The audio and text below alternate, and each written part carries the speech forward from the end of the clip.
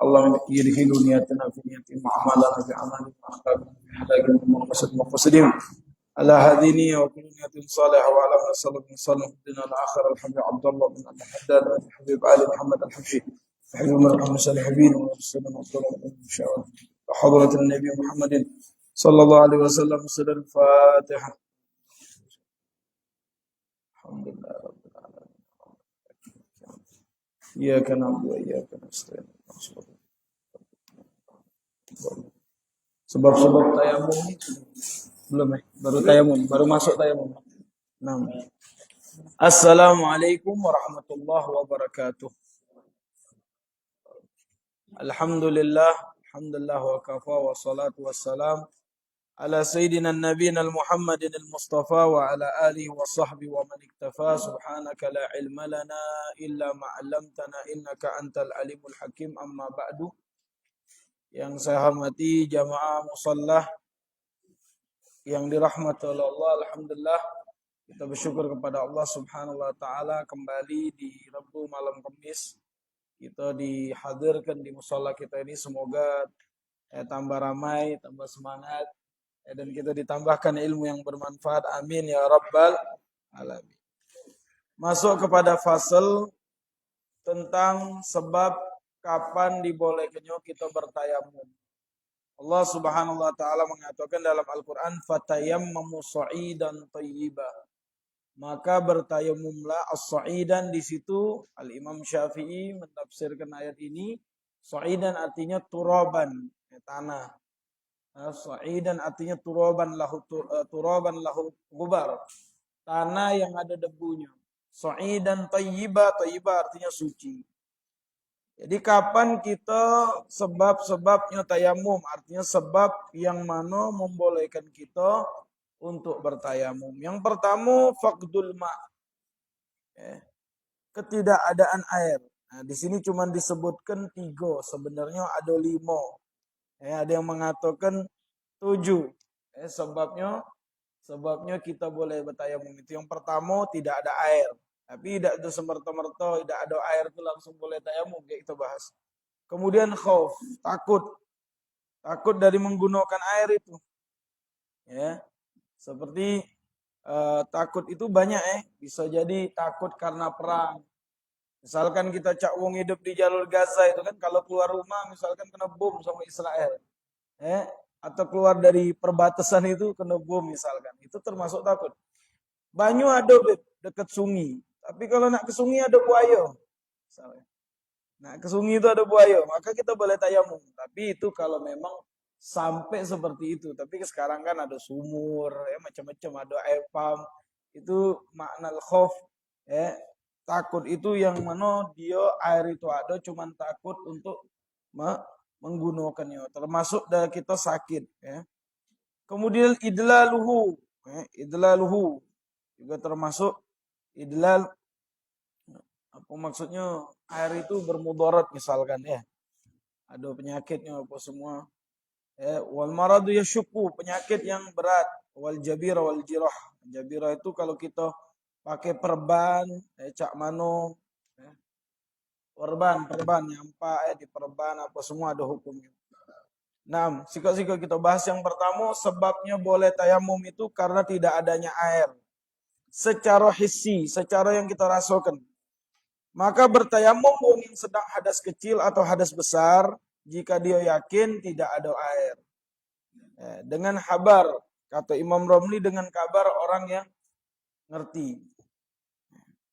Jadi ini diambil dari kejadian di zaman Rasulullah SAW. Pernah suatu saat tidak ada air di kota Madinah ini. Sahabat itu malam lagi ke dalam keadaan junub. Maksudnya mendatangi istrinya junub, jadi pas besok pagi nak subuh itu udah kata air. Si kok sahabat bertayamum, si kok sahabat lagi berguling-guling di putuk pasir. Di dalam pikiran dia pengganti air itu tanah. Karena udah kata banyu, dia berguling-guling di atas pasir yang ada debu. Jadi berdebu kalau badan ini, kayak dia ganti mandi. Akhirnya disampaikanlah kabar itu kepada Rasulullah SAW. Nah, Nabi kita Muhammad ini sangat bijaksana. Tidak nyala ke si A, tidak nyala ke B. Dua-duanya dia beristihad atas yang dia pahami. Yang pertama tadi dia bertayamum cak biasa, yang sikok tadi berkubang, dalam bahasa kita berkubang di juga tanah pasir tadi. Karena dia dalam pikiran dia menggantikan air itu tanah yang ada debunya. Kata Rasulullah, kalau kamu dalam hadas besar atau hadas kecil, kemudian tidak ada air, maka kamu bertayamum seperti ini, nah, kata Rasulullah. Imbeklah, anak berdebu, tipiskan diusap ke muka sekali. Sekali be, tayamum itu tidak disunahkan 3 kali. Sekali be. Kemudian imbek lagi tanah yang kedua, ditipiskan, usap dari ujung sini. Jadi kata Rasulullah, maka kalian sudah suci dan dibolehkan sholat. Tapi niatnya kayak itu pelajari, niatnya tayamum itu beda dengan niatnya wudhu. Karena dia tidak ada air tadi. Nah ini karena kejadian itulah adalah penjelasan tentang masalah tayamum. Jadi sebab yang pertama tidak ada air.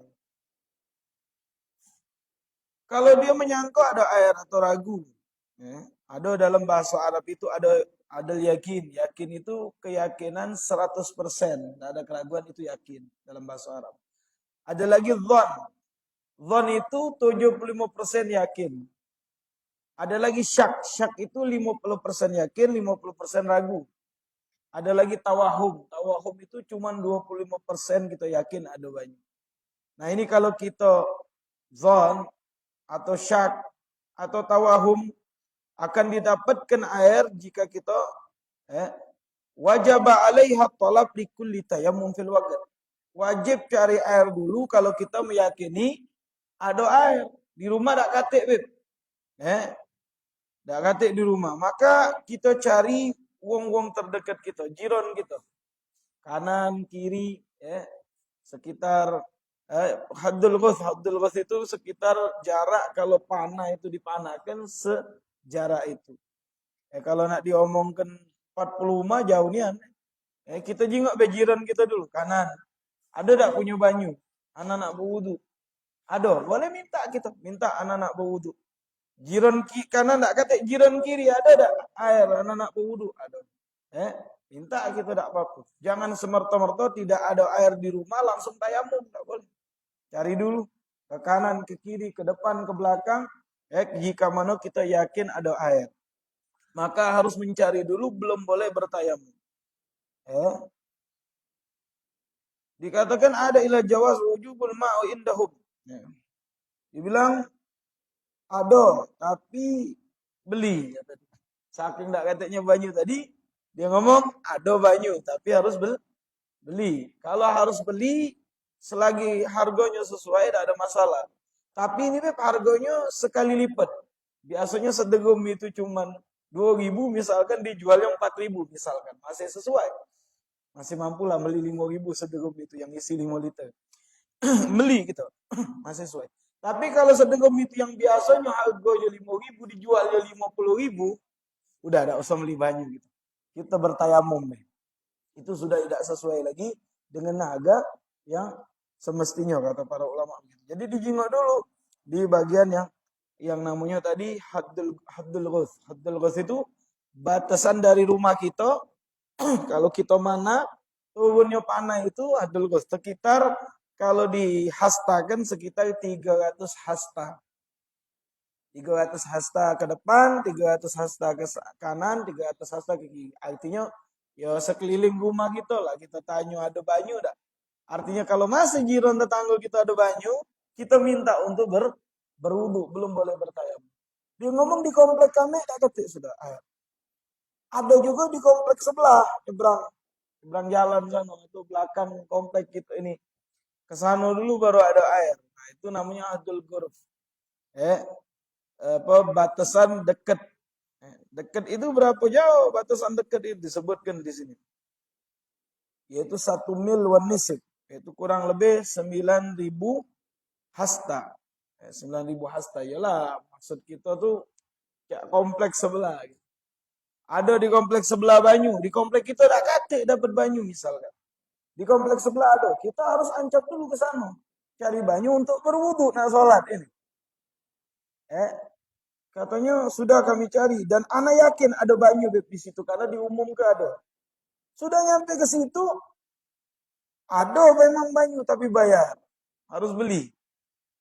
Kalau beli itu masih harganya sesuai, boleh dibeli. Tapi kalau harganya yang Anda bilang tadi, dijualnya sampai 10 kali lipat, maka kita boleh tayamum. Jadi la yukallifullahu nafsan illa was'aha. Itu dalilnya Allah tidak membebankan kecuali yang kita mampu di dalam ibadah tadi. Paham tuh? Dia ngomong yang dekat tadi sudah kami cari, tidak ketemu juga banyak, tidak katik juga wong jual. Ada tempat jauh. Mungkin sekitar sekilo dari sini ke depan sana, ada nak keluar simpang Ubat sana beda, arah ke jembatan sana ada air.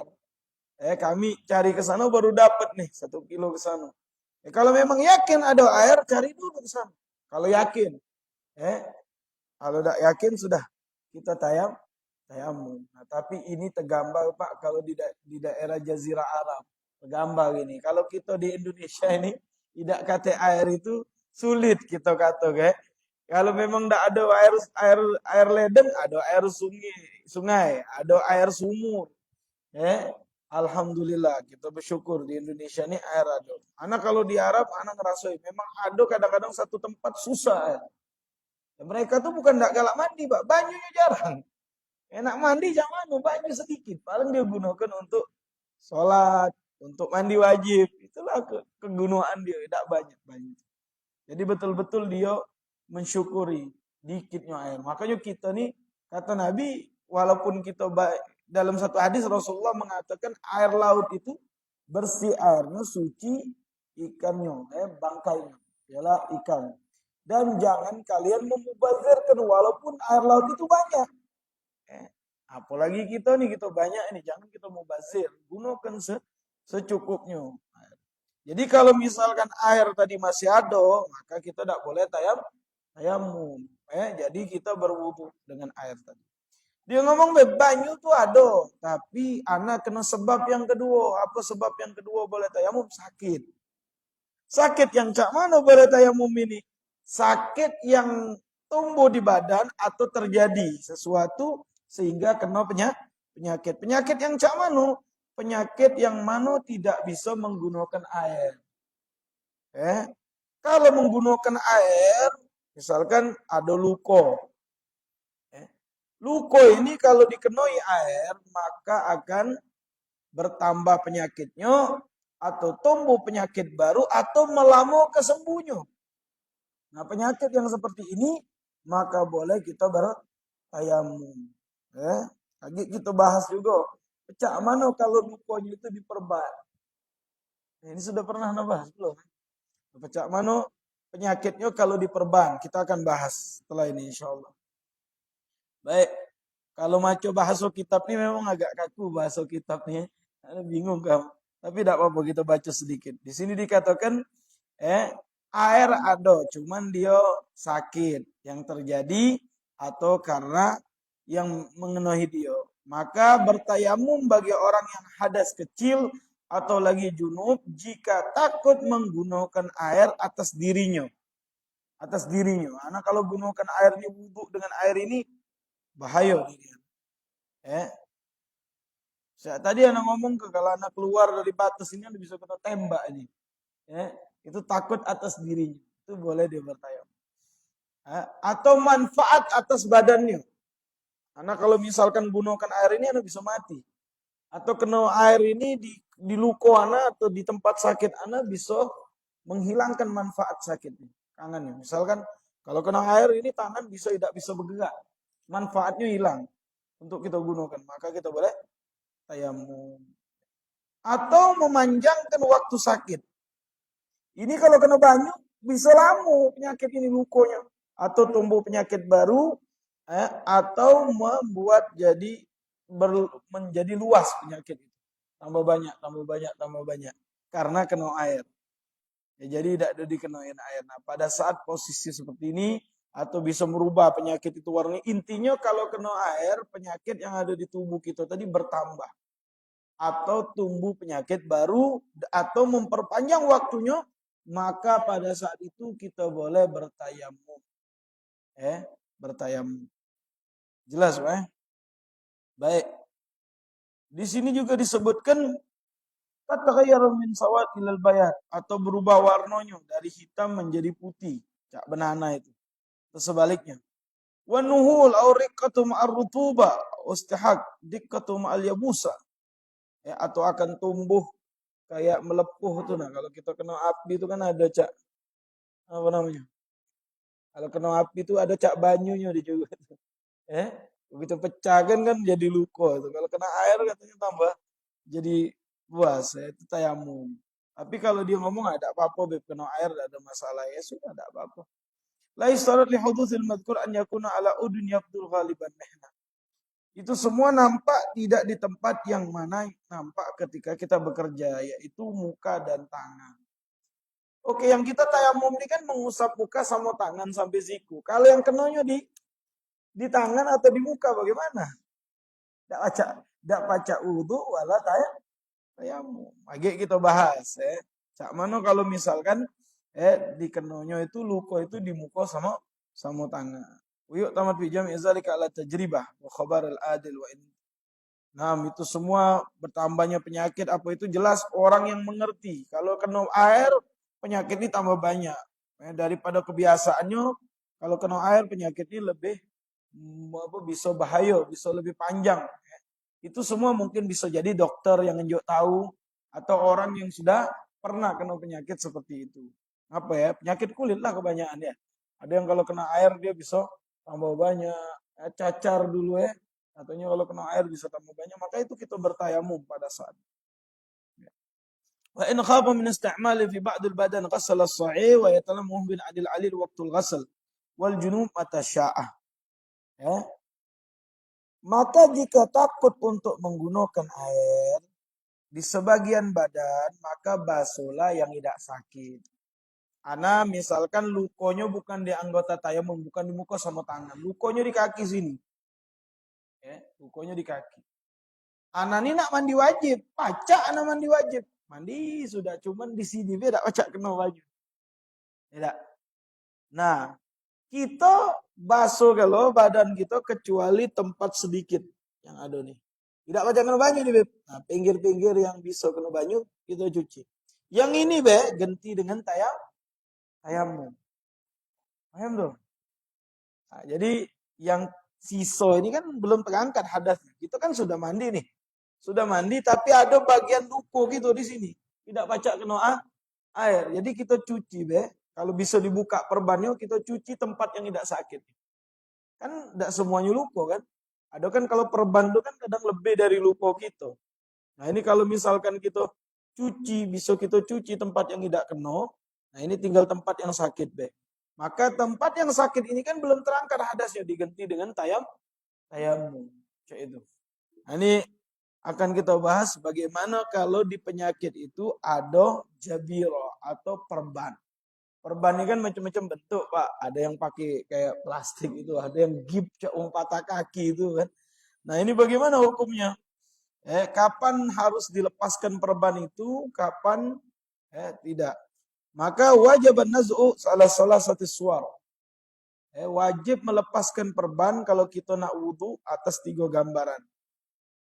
Yang pertama, an yumkin ghusl mawdi'il ilal bil ma'. Perban itu wajib dilepaskan jika mana mungkin membasuh tempat sakit itu dengan air. Tidak mungkin, Beb. Kata dia mungkin, Beb. Cuman tempat yang tidak sakitnya, Beb. Tempat sakitnya tidak. Nah, jika memungkinkan maka dibuka perban tadi. Kalau perban tadi mungkin dibuka. Cuci Beb tempat yang tidak sakit, yang sakit dibiarkan. Yang kedua, anna yumkinu dzalik, lakin akhadha ba'du sahih wa yunza' li ghusli. Yang pertama, mungkin yang dibuka perban tadi bisa dicuci. Ini berarti penyakitnya udah ada masalah ini. Udah mandi lah gitu, wudu lah. Tidak apa-apa kena banyu. Maka wajib dibuka perban tadi. Jika penyakit tadi tidak masalah kena banyu. Yang kedua, mungkin dibuka. Cuman dia mengambil sebagian yang sohe. Maka dilepaskan. Maksudnya gini. Ada pena enggak? Untuk contoh ya. Itu gambar gue, jadi ada pena enggak? Coba pena.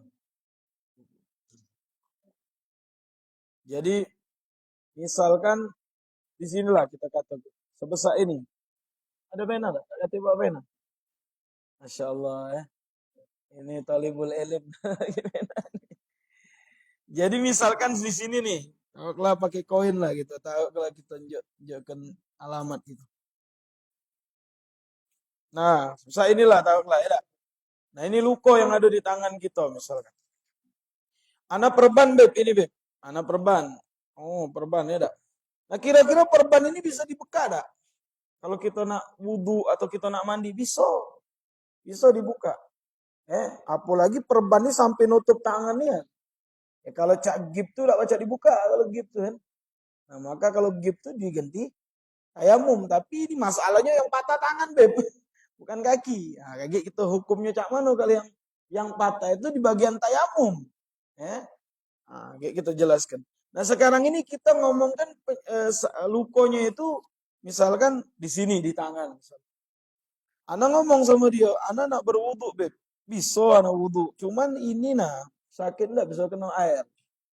Jadi bisa enggak dibuka perbannya? Kata dia bisa. Tapi enggak pacak dikenai banyu ya. Sudah cuci be tempat yang tidak sakit. Pacak kita lapi dengan air gitu. Tempatnya. Nah, yang sakit ini jangan ganti dengan tayamum. Tapi masalahnya dia di anggota tayamum. Nah, itu kalau di anggota tayamum wajib dikodok kayak sholat. Paham tuh? Ini cak di tangan kan anggota tayamum.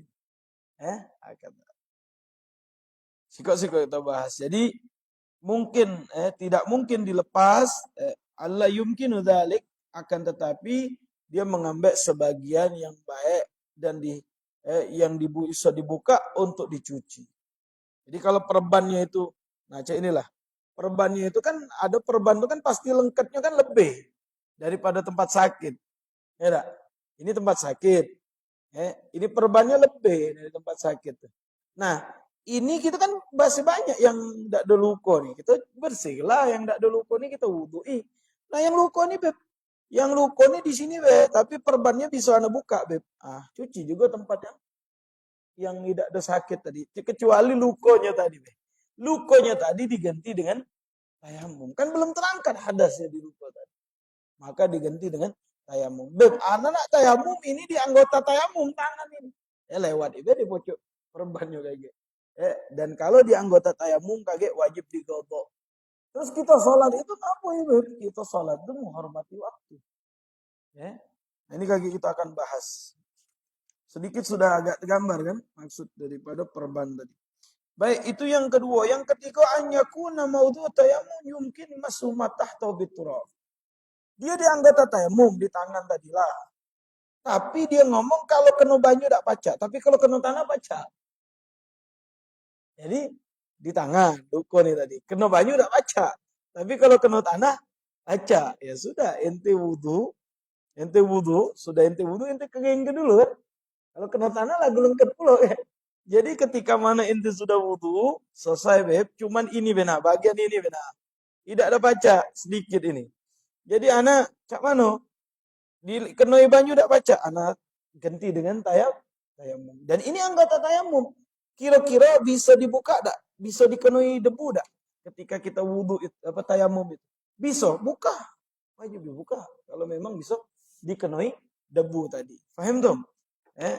Cak mano? Ini misalkan luko tadi di sini. Dia ngomong kena banyu tak baca, tapi kalau kena tanah tak apa, tak ada masalah. Misalkan wajib dibuka perbannya tadi yang nutup dia tadi.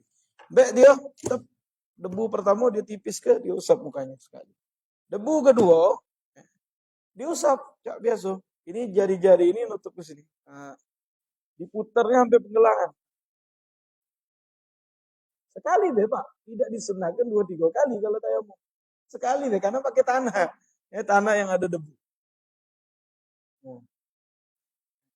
Sekarang sudah dibuat oleh uang, dijual lah mau tanah. Kalau tanah yang lengket cak gitu tuh, acak itu harus yang dia kering berdebu, dia harus berdebu. Artinya kalau berdebu itu kering. Jadi 3 ikut inilah gambaran kalau mungkin dibuka perban tadi. Wa imkan an la yakhaful mahdur mimman barra. Jadi yang dikatakan mungkinnya dilepas ke perban tadi jika dia tidak takut dengan yang kita jelaskan tadi. Maksudnya kalau kena air atau kena air tidak ada masalah, atau dia tidak bisa kena air, bisa kena apa tayamum, tanah tayamum maka wajib buka. Kalau takut tidak perlu dibuka. Akan tetapi membasuh yang sohebe wayam sa'ala satir bil ma' wa yatayammam amma tahtahu. Dia ngomong enggak baca dibuka, Beb. Kebetan ini. Dia takut penyakitnya bertambah karena sudah ada obatnya. Jadi cak mano cuci beh. Cuci beh yang kira-kira bisa dicuci dari yang sehat. Nah, tinggal yang di bawah ini diganti dengan tayamum. Beb dah acak dibuka ya lewat ke beh tanah tayamumnya di atas perbannya. Baik. Ada 3 gambaran yang wajib kita mengulang sholat. Artinya mengqadha sholatnya. Tetap sholat, tapi kaki kita qadha sholatnya. Ya. Ngapain beb kami sholat dengan tayamum tadi? Karena menghormati waktu. Jadi tidak kati udhunya wong ninggalkan sholat dalam Islam. Tidak baca pakai baju, tayamum, pakai tanah. Tidak baca tegak, duduk sholat. Tidak baca duduk berbaring, tidak kata alasan nak ninggalkan sholat. Tidak baca berbaring, telentang. Jangan diteleni, antang mati. Telentang itu maksudnya tergoreng jadi terbaring. Telentang tak baca juga, gerak ke kepala kita. Allahu Akbar, sami Allah. Tak baca juga mata kita. Allahu Akbar, sami Allah. Tak baca juga mulut kita, tak baca juga hati kita. Jadi tidak kata uzur wong ninggalkan sholat di dalam Islam. Uzur ngahir ke sholat ada, tapi uzur ninggal ke sholat tak kata. Nah dia siapapun, apalagi dia walinya Allah. Ini ngaku ikut tasawuf, nah tidak semayang lagi. Aduh, ikut tasawuf itu sesat kalau ada ikut tasawuf, nah tidak semayang lagi. Itu serikut ini, udah tinggal ke majelis. Nabi Muhammad beda pernah ninggal ke sholat, nah dia ninggal ke sholat. Ya. Wa yu'idu shalah fi salasi suwar. Harus mengulang sholatnya atas 3 gambaran. Gambaran yang pertama an yakun satir fi a'dha'i tayammum. Yang wajib mengulang sholat itu kalau perbannya itu di anggota tayamum, cak di tangan tadi. Ini nak kita cuci yang tidak ada sakit, tetap karena di anggota tayamum kita tetap mengulang sholatnya. Jadi kita tayamum, kita cuci yang tidak ada sakitnya, kita tayamum atas pucuknya, kita sholat. Nanti berapa hari kira-kira perban ini? Seminggu. Berarti kayak kita godok seminggu sholat kita. Kenapa? Karena di anggota tayamum. Anggota tayamum cuma 2, buku sama tangan. Nah kalau di tangan ini, ya ini tangan nih. Ini tangan. Ini lengan. Nah di tangan ini, kita lukonya maka harus wajib diulang kayak sholat. Yang kedua, anyakuna fi ghairi a'dha'i tayammum. Yang kedua, lukonya bukan di anggota tayamum, tempat lain, di perut sini, di kaki, kan bukan anggota tayamum. Maka cak mana ya'khudhu min as-sahih zaid ala qadril imsak. Dia ini bukan di anggota tayamum, di kaki, cuman perbannya ini besar sehingga mengambil bagian yang tidak ada sakit. Nah, pecah uang digip, ada digip patah tulang. Biasanya kan pakai cak apa semen itu. Apa nih yang gip apa istilahnya teh? Itu kan nutupnya itu. Ya pen itu ditutup dengan kaki itu. Padahal kan yang patahnya kan ujung sini, tapi ditutup galau-galau itu. Enggak baca dibuka beb itu beb katanya. Iya, sampai kapan? Sampai mungkin sudah kata dokter bisa dibuka baru dibuka. Nah jadi cak mano? Ya kita kan nak mandi wajib, namanya kita hidup ya masih bisa jalan. Kalau kita junub nak mandi wajib, nak berwudu. Nah, kita tetap lakukan mandi wajib kecuali tempat tadi yang tidak ada kena, kita ganti dengan tayamum. Dan ini bukan anggota tayamum di kaki nih. Kita baca tayamum. Tapi masalahnya dia ini ngembek perbannya terlalu besar. Itu yang mewajibkan dia mengulang sholat. Kan kalau di pen itu kan besar, kadang-kadang sampai sekaki kadang-kadang Sampai segini gitu kalau memang patah, kakinya patah. Pernah nyingok di pen itu. Nah, itu perban. Perban yang seperti ini tetap wajib mengulang mengkodok salatnya kaki. Paham tuh? Yang ketiga, an yakhud min as-sahiga dal imsak faqat wa yadau ala al-hadath. Yang ketiga, make perbannya sekadar nutupi luko. Lengket untuk melengket becak kita apa dia? Apa namanya? Hansaplas apa ya? Hansaplas itu kan sekadar untuk nutupi luko be, tapi tetap ngembek bagian yang tidak sakit kan nutup itu. Nah ini wayadhu alal hadas. Naroknya tapi belum berwudu. Narok apa handiplas tadi belum berwudu. Fa in ya'khud min as-sahih syai', kalau dia ngembek sedikit daripada yang tidak sakit, walam yakun fi a'dha'i tayammum, dan bukan di bagian tayamum cak kaki, lam yajibul i'adah, tidak wajib mengulang. Sawa wadhu ala tuhur amla, naroknya dalam keadaan suci atau tidak. Wa kadza la yajibu li'adha idza kana fi ghairi a'dha'i tayammum. Begitu juga tidak wajib mengulang salat jika mana bukan di anggota tayammum. Wa akhadha min as-sahih qadar imsaqat. Jadi ngembek daripada yang tidak sakit sekadar untuk melengket ke bawah. Wa wada'a ala tuhur, tapi syaratnya menaruhnya dalam keadaan suci. Jadi kesimpulannya masang perban itu boleh kalau kita lagi luka atau sakit. Kalau di anggota tayamum, kira-kira bisa dibuka ada? Tidak baca. Kalau dibuka bisa tambah penyakitnya. Maka kita bertayamum. Kena banyu baca tak baca, tapi kena tanah baca, Beb. Kalau kena tanah baca wajib dibuka. Tapi dia ngomong kena tanah pun tak baca. Ya sudah, kita cucubi tempat yang tidak kena lukonya.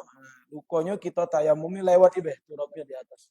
Jadi kalau kita setelah wudhu itu kita tayamum, kering ke dulu. Wudhu kita tadi biar tidak lengket tanah tadi. Iya.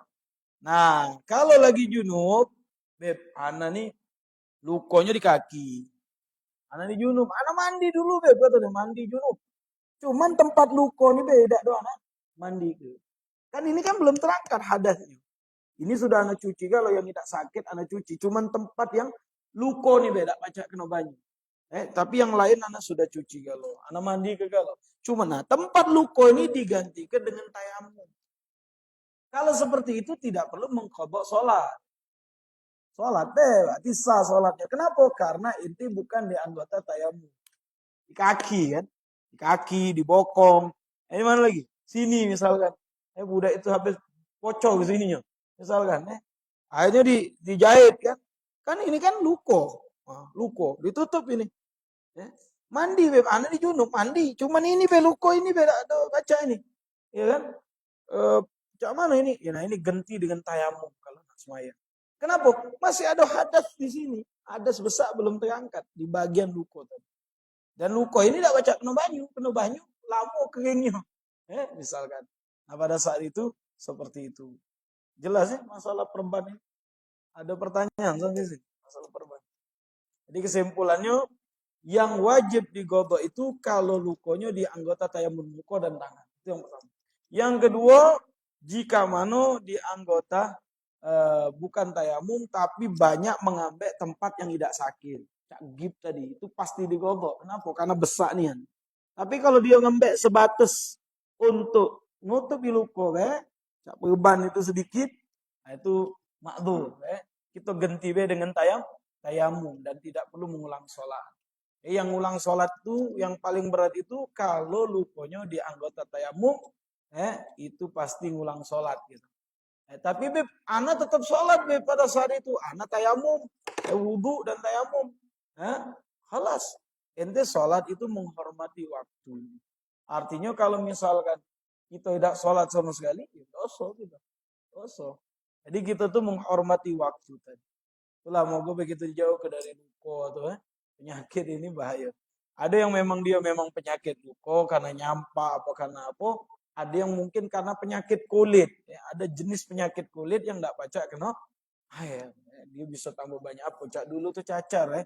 Zaman kecil-kecil dulu lah kena cacar. Itu kalau kena ada cacar banyu tuh kalau kena air katanya bisa tambah banyak. Nah, kalau posisinya seperti itu, maka kita bertayamum. Nah, ini yang kedua, sebab wong boleh bertayamum jika mano ada air tapi dia nyusah sakit. Yang ketiga, dia ini ada air. Tapi air ini digunakan untuk menjok minum hewan yang haus. Tapi hewannya yang dihormati. Jadi airnya ada. Cuman dia ini di dalam perjalanan. Banyunya ada kalau nak untuk wudhu baca banyu yang aku bawa ini. Cuman hewan aku ini kalau tidak diinjak minum mati. Dulu zaman dulu, kalau sekarang pakai bensin ya. Tidak diinjak ke tali mati mobil kita. Nah, lain nih zaman dulu itu onto, pakai onto, pakai kudo Nah, ini pembahasan tidak apa-apa tetap dibahas ya. Tidak tahu suatu saat balik lagi zaman itu kan. Jadi kalau misalkan zaman dulu itu kan pakai onto sama kudo. Dia ngomong, banyu nih ada. Kalau anak pakai wudhu, onto sama kudo ini, kalau di tengah perjalanan perlu minum. Kalau tidak kunjung minum, tidak nyampe ke tujuan. Nah, maka boleh dia bertayamum, karena untuk menghormati hewan yang dia gunakan. Nah, ini hewan yang muhtaram namanya. Hewan yang dihormati dalam Islam. Ada hewan yang tidak muhtaram. Kalau dia haus, tidak usah minum. Inti pakai banyu itu untuk berwudhu, tidak boleh tayamum. Siapa yang tidak muhtaram itu? Ada 6 golongan kata ulama. Yang pertama tarikus sholat. Wong yang meninggalkan sholat. Ada wong meninggal ke sholat. Disuruh taubat dulu. Wong meninggal sholat. Semayanglah. Taubatlah. Masih juga. Apalagi sampai mengatakan sholat itu tidak wajib. Nah, kebanyakan kita ini kan males. Meninggal ke sholat tuh. Lalai. Masih kalau tanya wajib tak semayang? Wajib semayang. Nah, kalau masih ngakui wajib tuh masih tergolong wong muslim. Tapi kalau dia katakan suatu yang qat'i itu tidak wajib, nah bahaya. Ada hukumannya berat dalam Islam. Cuman kita ini kan bukan negara yang syariat Islam. Kalau syariat Islam itu disuruh taubat. Misalkan dia ninggal ke sholat zuhur, taubatlah sebelum masuk asar. Kalau dia semayang udah. Tapi kalau sampai asar dia udah semayang juga, kemudian asal tidak sembahyang langsung dinaikkan ke pengadilan, bisa dihukum potong kepala dia hukuman dalam Islam. Tapi tidak pernah berlaku itu di zaman kita sekarang. Itu saking pentingnya perkara sholat. Jadi yang pertama meninggalkan sholat. Ada anak pernah baca hadis dan ini pernah disampaikan oleh Ustaz Taufik Asnuri. Memang ada hadis. Kalau kita meninggal ke sholat itu semuanya melaknat kita. Baju yang kita pakai ini melaknat uang yang meninggal ke sholat. Tak galak dia. Ngapo kau pakai aku? Kau ini meninggal ke sholat. Makanan yang masuk di mulut kita melaknat kita. Ngapo kau makan aku? Kau ini meninggal ke sholat. Kau lupa sama. Minum yang kita, semuanya melaknat kita. Bumi yang kita pijak melaknat kita. Ngapo kau tidak sholat? Cuman kita ini tidak didengar oleh Allah Subhanahu Wa Taala tentang hal itu. Itu satu Taufik Asnuri pernah menyampaikan. Itu ada diriwayatkan di beberapa hadis dan dinukilkan oleh Syekh Nawawi Al-Bantani dalam kitabnya.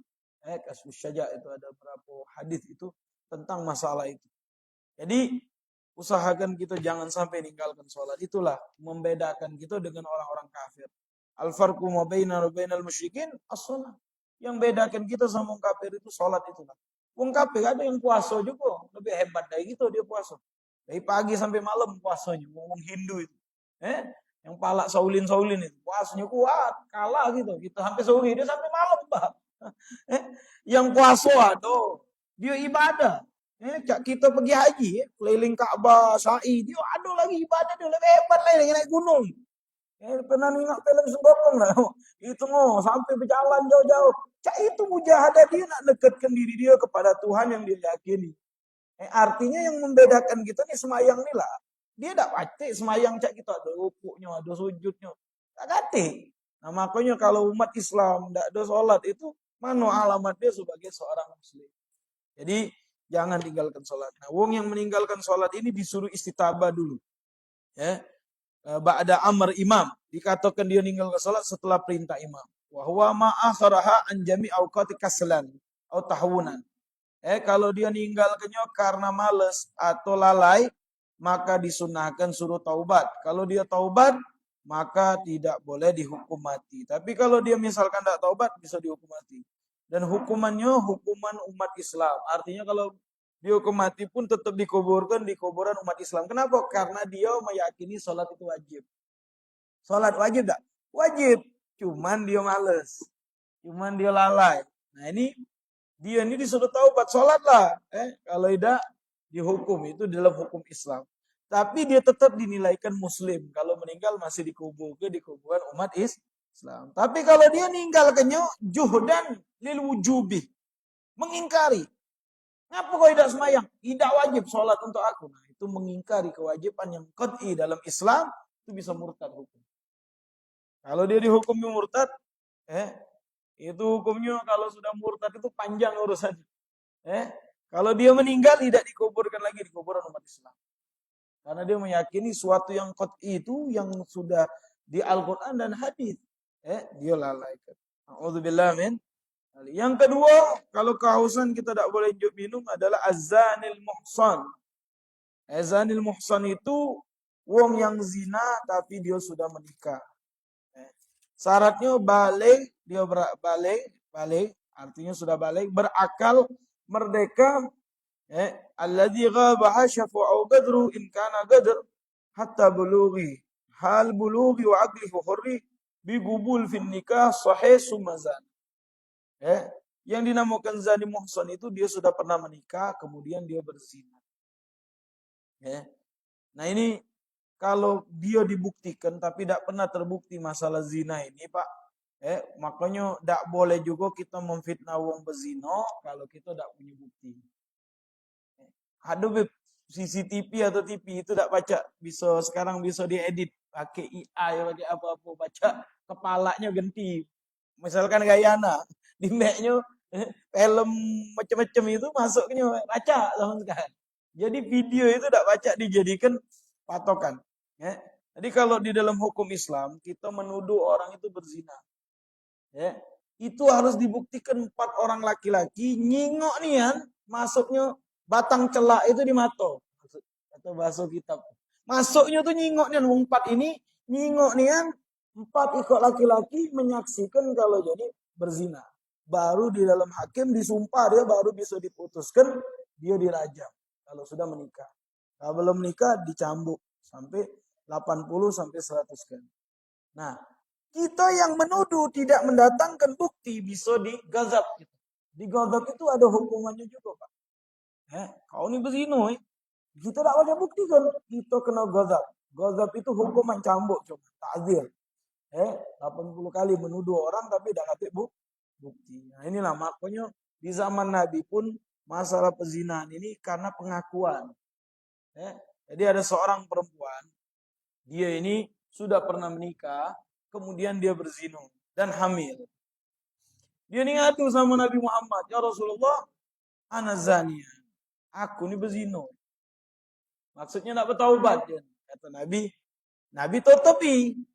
Mungkin kau cuman pegangan tangan. Ngomong lagi dia, dikecilnya lagi Nabi Muhammad. Ya Rasulullah, ana zanian, aku ini berzina. Mungkin kata Nabi kau cuman berciuman be. Ditutup ya. Maksud Nabi itu diamlah. Dengan kau mengakui ini kagak hukum Islam berat untuk kau. Dikejutnya Nabi, kejutnya lagi Rasulullah ketiga kali, ya Rasulullah anak zani. Fa inni satartah kata Rasulullah, aku telah menutupi aibmu, tapi karena engkau mengulang-ulangnya, apa boleh buat? Hukum Allah harus kutegakkan. Ditanya oleh Nabi, apakah engkau hamil? Iya ya Rasulullah, aku hamil. Lahir ke dulu budak itu. Setelah lahir budak itu, susoni dulu kata Rasulullah 2 tahun. Bukan main-main Pak. Udah lahir disusoni 2 tahun. Nah, setelah itu baru datang ke sini. Setelah itu baru Nabi jatuhkan kepada dia hukum rajam. Itulah sekali cuma terjadi di zaman Rasulullah karena pengakuan dari seorang perempuan. Kemudian perempuan ini saking jujurnya dia nak bertaubat. Sahabat, ada juga sahabat dan pada saat itu ngejek dia. Wah, Dino ini. Kalau bahasa kita Dino tak benar ini. Nabi ngomong tidak boleh karena dia sudah bertaubat. Kalau dipagi ke pahala taubat dia kepada wong semadina ini cukup untuk pahalanya. Jadi kamu jangan mengatui mereka wong ini yang sudah bertaubat dari dosanya dengan Betul. Akhirnya dia dirajam sampai meninggal perempuan tersebut. Dionya, Be. Nah ini, jadi zanil muhsan ini kalau kehausan tidak ada diinjoi minum. Ini udah malam apa nih? Sampai sini dulu apa? Ada pertanyaan sampai sini mungkin lanjut kedua ikut lagi nih, sedikit lagi. Hah? Tanya. Ya.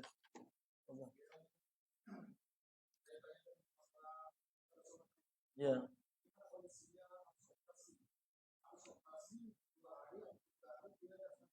Hmm. Hmm. Ya. Harus digodok sholat 2 hari. Iya. Harus digodok berapa sholat kan? Ya sudah godok. Pas dia sadar dia bisa sholat, dia bisa tegak atau dia tidak bisa tegak juga dia sudah bisa duduk, godok yang sholat kemarin. Bisa digodok. Ya, kalau dia ngomong Beb, anak nunggu sampai sehatnya, ya kodok seminggu seminggu nanti kok. Lebih lama lagi seminggu. Lemak lah goyogi ya dah. Lah, numpuk. Ya ada pertanyaan sampai sini. Jamak, jamak sholat maksudnya. Ada perbedaan. Kalau kodok itu yang kita ketinggalan, yang kita ketinggalan, kemudian kita kodok. Nah, ini yang hadisnya Anda sampaikan sama antum diriwayatkan oleh Imam Tirmizi. Kata Nabi, "Man nasiya shalah summa dzakaraha la kafaratu laha illa bi fi'liha." Kalau kita lupa ninggalkan sholat, kemudian kita ingat pernah ninggalkannya, tidak pacak nebus dosanya kecuali melakukan sholat itu, artinya mengkodoknya. Beb, anak ini ada 10 tahun kali dulu tinggal sembahyang. Ada wong cerita.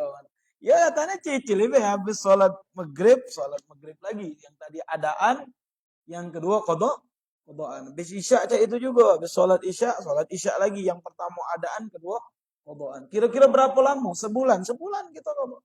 Tidak usah sholat sunnah dulu kalau sholat wajib kita masih ada utang. Ya, lebih baik begitu kata para ulama. Dan yang penting kita membayar utang sholat kita. Itu kodok. Kalau jamaah itu mengumpulkan 2 sholat di satu waktu. Tapi dengan uzur musafir.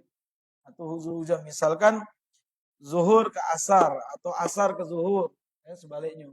Maghrib ke isya atau isya ke maghrib. Nah itu jamak. Ada jamak takdim, ada jamak takhir. Itu kalau musafir. Cuman subuh tak baca di jamak. Baca subuh dewean. Paham tuh? Itu jamak. Ada lagi namanya i'adatus sholat, sedekah sholat. Ini pernah terjadi di zaman Nabi. Sahabat inilah sholat duluan. Nabi Muhammad baru datang. Kata Rasulullah, man patasaddaq ma'i. Siapa yang nak sedekah sama anak? Maksudnya mengikut sholat lagi. Padahal sahabat udah sholat. Nah itu namanya i'adatan. Itu sholat. Jadi misalkan isya. Ini pembahasan jarang mungkin kamu dengar. Tapi ada pembahasannya dulu. Anda sudah sholat isya. Anda datang telat. Siapa yang nak sedekah sholat? Maksudnya sholat isya lagi jadi makmuman. Niatnya makmuman, tapi niatnya bukan adaan lagi, tapi i'adatan, mengulang. Dapat pahala. Cuman yang wajibnya Anda sudah lakukan dari isya. Cuman Anda sholat ini untuk ngewang itu, dia nggak ada jamaah. Kalau ada orang lain yang jamaah yang belum sholat lebih ahsan. Tapi kalau tidak kate, disunnahkan kita sedekah sholat tadi. Ngewangi wong tadi semayang biar berjamaah. Jelas itu namanya i'adatan. Jadi ada perbedaan antara qadha, jamak dan i'adah. I'adah itu mengulang sholat. Jelas apa ya? Sudah. Ya. Tidak ada masalah. Boleh. Cuman niat kita harus imamannya harus sebutkan. Harus sebut keimaman karena kita mengulang sholat kan. Kita sudah sholat kan, sudah sholat lagi kan. Jadi imam lagi. Tak apa-apa ya. Tapi niatnya harus imaman. Harus sebut keimamannya. Ya, ada pertanyaan lain? Nah, kemarin Habib dapat sikok pertanyaan yang Ana jelaskan di beberapa majelis. Jadi kan di Mekah nih kan sama Madinah nih mau pergi haji atau pergi umroh ini kan mazhabnya beda-beda. Ada Maliki. Nah, mungkin kamu nengok pas dia baca Fatihah tuh langsung alhamdulillah bismillah lagi. Ya. Tapi sebenarnya dia tuh baca pelan bismillahirrahmanirrahim. Kalau dia tidak membaca bismillah sama sekali yang Syafi'i tidak sah. Kenapa? Kalau tidak sah Fatihahnya tidak sah sholatnya. Karena Nabi mengatakan la sholatan liman lam yaqra' bi Fatihatil Kitab. Tidak dikatakan sholatnya sah kalau tidak baca surat Fatihah. Karena rukun qauli. Dan Imam Syafi'i berpendapat Bismillah itu salah satu ayat dari surat Fatihah. Jadi kalau imamnya tidak baca Bismillah, makmumnya tidak sah. Yang Syafi'i. Di dalam mazhab lain, seperti Maliki mengatakan Bismillah bukan daripada Fatihah. Jadi kalau dia tidak baca tetap sah sholat menurut mereka. Maliki itu mazhab Maliki. Jadi kalau kamu sholat di Mekah, ya, untuk mengkeluar daripada khilaf, kita kan biasanya niat imaman ya, atau makmuman. Ya, kita jadi makmuman. Nah, ini ada sikok penjelasan dari seorang ulama. Niat jamaatan, niat berjamaah. Musalli fardu maghribi salah rakaatin jamaatan. Salat berjamaah karena Allah Ta'ala. Jadi kalau ada perbedaan itu kita tetap sah salat kita. Nah, itu. Tapi sebagian ulama mengatakan tidak perlu karena mereka pun yang jadi imam di Mekah itu sudah mengerti kalau ada Syafi'i pasti mereka baca Bismillah. Pasti mereka baca Bismillah itu kalau dia tidak baca tapi biasanya dia bacanya pelan. Bismillahirrahmanirrahim baru alhamdulillahnya dia angkat. Atau sebagian niat imam makmuman tetap tidak apa-apa. Nah, ini untuk detailnya Kalau umumnya kita kan pasti tetap jadi makmuman dulu kalau nak sholat. Walaupun di Mekah atau Madinah. Nah, ada sebagian mengatakan lebih bagus niat jamaatan. Saya niat sholat berjamaah, saya niat sholat fardu maghrib, salah satu itu jamaatan berjamaah karena Allah Ta'ala. Sama imam tadi. Jadi dapat fadilah jamaah. Karena beda mazhab. Beda mazhab itu bukan untuk perpecahan selagi mazhab yang diakui oleh ahlu sunnah. Cuman takutnya di dalam mazhab dia boleh, di dalam mazhab kita tidak. Ini berbeda pendapat. Dan berbeda pendapat umatku itu rahmat. Dulu di zaman Rasulullah itu, Pak, terakhir saya tutup dengan ini. Nabi itu pernah berdoa. Salah sikoknya Nabi itu kepengen umat ini satu bendera, satu mazhab lah istilahnya. Dan tidak dikabulkan oleh Allah. Kata Allah, itulah ujian umatmu. Baru Nabi setelah itu bersabda, ikhtilafu ummati rahmah. Berbeda pendapatnya umatku itu dalam masalah fikih itu rahmat untuk umat. Jadi ada warna. Jadi perbedaan itu menjadi warna, bukan perpecahan. Tapi tetap setiap mazhab memiliki pandangan. Nah, jangan ngembek lemaknya, kalau ngembek lemaknya, bahaya ini. Aku sekali-kali mengikut Maliki, sekali-kali kacau itu. Kalau cak itu kacau, tidak boleh haram itu hukumnya. Main-main ke hukum agama. Kalau sudah Syafi'i lah. Kata Ustadz anak kaget pas malaikat nanya bingung. Kau ini mengikut mana? Mengikut Syafi'i, apa Maliki, atau Hambali. Aku mengikut dia loh. Nah, yang ditanya Imam Malik Syafi'i. Kenal tak ini pengikut kau? Tidak kenal kata dia. Maliki. Jadi jangan muzab-zab kalau kita lah mengikut Syafi'i. Syafi'i lah tuh. Makanya kita bingung kadang. Kita di Indonesia ini bukan mazhab lagi. Golongan langsung. Muhammadiyah, NU. Padahal mereka punya mazhab. Kalau mereka Syafi'i sama lagi. Sama-sama Syafi'i. Jadi jangan dibuat itu perpecahan. Itulah hikmahnya luar biasa. Kita jadi mengetahui tentang ilmu. Cak nentu kelebaran, itu ke satu Muharram beda kemarin. Biasa itu. Itu namanya pandangan dalam ikhtilafiyah. Ada pertanyaan sampai sini mungkin? Masih ada waktu 5 menit. Nah, tanya ke tak? Jatuhi. Berkaitan pelajaran apa di luar?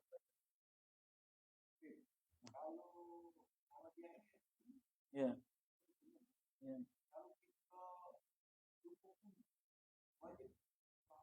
Ya, jadi itu kayak ada babnya. Kalau lupa kunut itu disunnahkan sujud sahwi, disunnahkan. Terus kalau imamnya tidak kunut, apakah tetap sunnah kita sujud sahwi? Tetap sunnah. Misalkan imamnya salam, kita nak sujud sahwi untuk imam, ada masalah. Tapi itu cuma sunnah, masalah kunut. Salat kita tetap sah. Kita bermakmum dengan wong yang tidak baca kunut, tetap sah salat kita. Cuman kita disunnahkan sujud sahwi. Yang kita Syafi'i ini. Tapi kalau misalkan kita juga tidak sujud sahwi, tidak apa-apa, tetap sah. Karena sunnah, sujud sahwinya pun hukumnya sunnah. Jelas Jelas ini.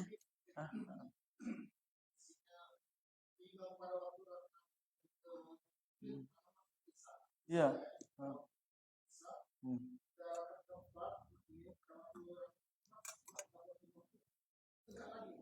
Ya. Ya. Cak mana sikap makmum?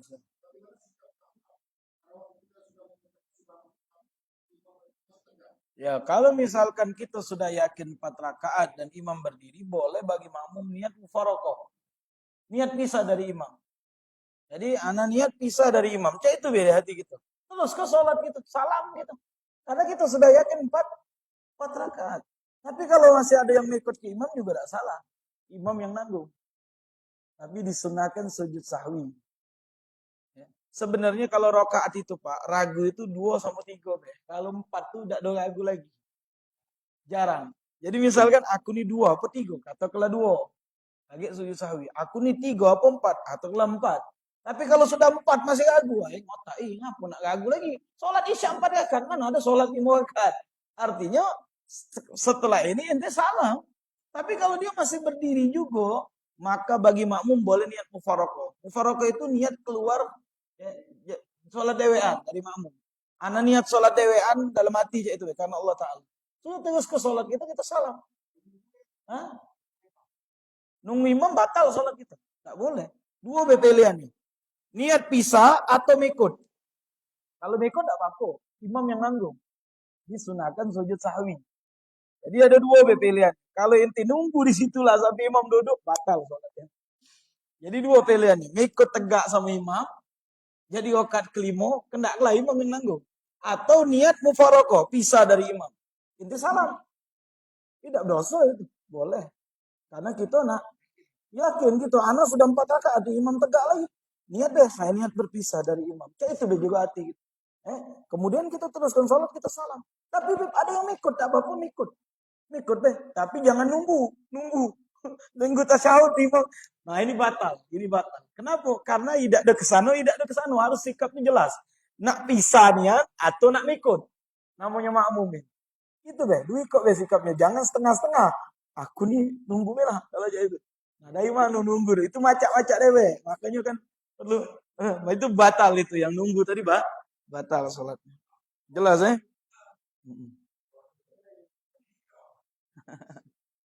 Ya Her, insya Allah moga dari itu kita dapat pengetahuan. Ada lagi soalan? Ada yang nak tanya kan? Alas, ya kita tutup dengan doa. Bismillahirrahmanirrahim. Alhamdulillahirabbil alamin. Allahumma shalli ala sayyidina Muhammadin wa ala sayyidina Muhammad. Allahumma ja'al hadza jam'ana hadza jam'an marhuma tafarraqna min ba'di tafarruqan ma'suma wa la tajal fina wa la minna wa la ma'ana syai'an wa la mahruma. Allahumma zidna, Allahumma inni na'udzubika min al-ilmi la yanfa' min qalbin la yakhsha wa min amalin la yarfa' wa min du'a'i la yasma' wa min da'wati la yastajabu laha.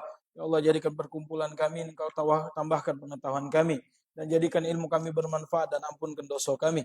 Tutup aib kami, angkat derajat kami dan jadikan kami orang-orang yang mendirikan salat dan keluarga kami dan keturunan kami. Allahumma ja'alni muqimas shalah wa min zurriyyatina rabbana wa taqabbal du'a.